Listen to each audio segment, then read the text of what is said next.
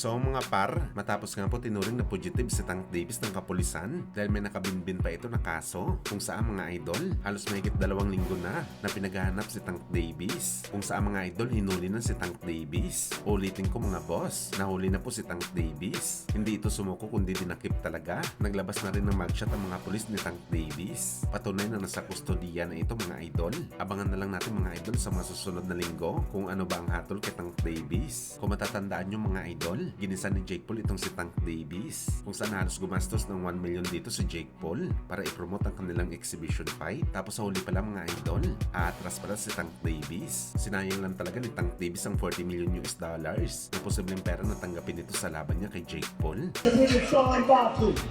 Oh shit!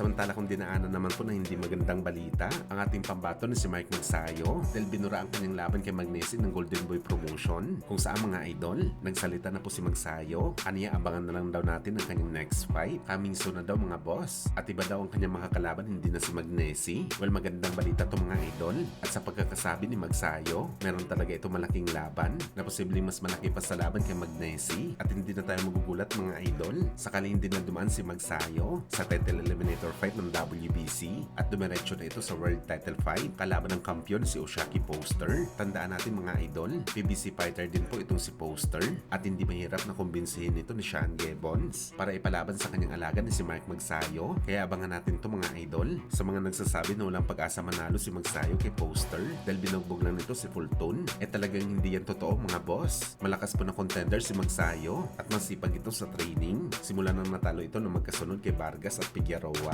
Ganon din ang sinabi ng mga boxing fans nung nakalaban ni Mike Magsayo si Gary Russell Jr. Wala daw pag-asa na manalo si Magsayo sa bakbakan pero ginulat nito ang lahat mga idol nang inabsent nito si Russell at nakikita natin mga idol na ganon din ang gagawin ni Magsayo sakaling mabigyan nito ng pagkakataon ulit na mapalaban sa WBC title kalaban si Oshaki Poster.